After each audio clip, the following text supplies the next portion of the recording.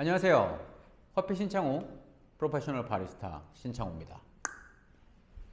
자, 우리가 지난 시간에 농장에서 한 잔의 커피가 되는 과정을 간략하게 알아봤어요. 그죠? 농장에서 프로세싱이라는 과정을 통해서 생두 상태가 되고, 이 생두가 로스팅을 통해서 화학적 반응을 거쳐 향미들이 발현되게 되고, 그리고 이 로스팅을 마친 원두를 가지고 우리가 추출을 통해서 커피라는 음료를 만들게 되는 거죠. 그래서 오늘부터는 이 각각의 과정들을 좀 더 디테일하게 알아볼 거예요. 오늘은 산재 영역입니다. 자, 최근에 스페셜티 커피의 트렌드는 프로세싱이라고 해도 과언이 아닌데요. 즉, 같은 농장에 같은 커피 나무에서 열린 이 커피 체리를 어떻게 가공하느냐에 따라서도 커피 맛은 굉장히 달라질 수가 있다는 거죠. 그래서 오늘은 이 프로세싱, 가공에 대해서 알아볼 겁니다. 하지만 그 전에 우리가 이 가공을 이해하기 위해서는 우리가 수확한 이 커피 체리가 어떠한 구조로 이루어져 있는지 알아보는 것부터 시작해야 됩니다. 왜냐면 이 구조를 모르면 이 프로세싱이 어떤 건지 백날 읽어도 이해가 안 갈 수가 있어요. 그 용어를 우리가 이해를 해야 됩니다. 그래서 관련된 자료를 띄워놓으면 좋겠지만 저는 태생이 아날로그적 인간이기 때문에 직접 손으로 그려가면서 한번 해볼게요. 우리가 가공, 프로세싱이라고 하는 거는 이 커피 체리를 그 안에 들어있는 이 씨앗 상태로 바꾸는 과정이라고 말씀을 드렸어요. 기억나시죠? 그래서 커피 체리의 구조를 보면은 이 안에 보통 우리가 그린빈, 생두라고 부르는 이 씨앗이 보통 2개씩 들어있습니다. 근데 이 커피 체리 안에 씨앗이 덜렁 들어있는 게 아니라 이 안에는 굉장히 좀 다양한 구조로 이루어져 있다는 거죠. 이 커피 체리도 이 커피 나무의 열매이기 때문에 일단 겉을 감싸고 있는 껍질이 있습니다.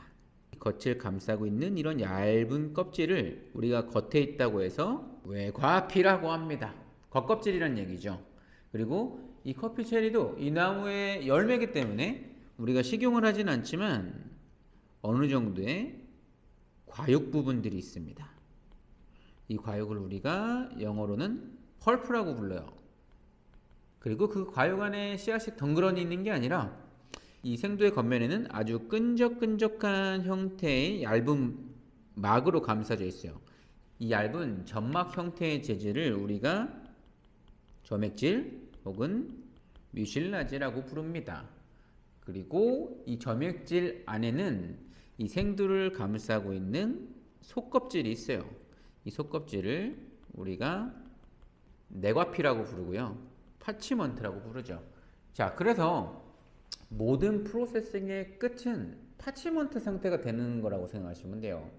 이 파치먼트 상태로 보관을 하고 있다가 이 커피가 판매가 되거나 이제 수출이 되거나 유통이 되기 시작할 때 이 파치먼트 상태의 생두를 다시 이제 벗겨낼 수 있는 이런 밀링 공장으로 보내서 벗겨내고 다시 재포장해서 상품화를 시킨다라고 생각하시면 됩니다.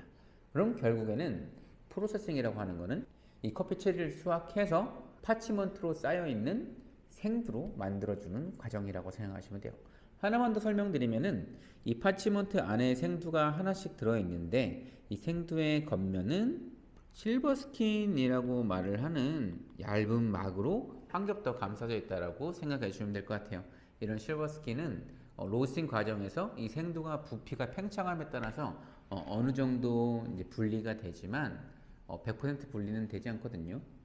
그래서 가끔씩 우리가 원두를 분쇄했을 때 분명히 로스팅했을 때는 원두가 갈색이었는데 왜 이 커피 가루에 휘어멀거는 것들이 섞여 있지? 그게 바로 로스팅 과정에서 분리되지 않은 실버 스킨이 같이 분쇄된 것들이라고 생각하시면 됩니다. 다시 한번 정리를 해보면은 이 커피 체리의 겉에는 겉을 감싸고 있는 껍질이 있고요.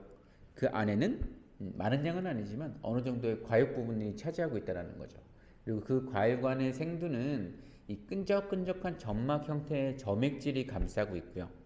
그리고 점액질 안에 약간 딱딱한 책받침 같은 재질의 파치먼트, 속껍질로 감싸져 있다고 생각을 하시면 됩니다. 이 부분이 굉장히 중요한 부분들은 아니지만 앞으로 여러분들이 이 프로세싱 처음 보는 프로세싱인데 뭔지 한번 검색해 볼까? 라고 검색을 한번 해봤을 때 이러한 용어들이 사용돼요. 이 프로세싱의 설명에. 근데 이러한 용어들이 이 커피 체리에서 어떤 부분들을 지칭하는 단어인지 모르고 있다면 그 프로세싱 설명 자체를 이해하지 못할 수도 있다는 거죠. 그래서 우리가 실제로 커피 체리를 보진 않았지만 커피 체리가 이러한 구조로 이루어져 있구나 라고 이해를 하시면 좋을 것 같습니다. 되셨죠?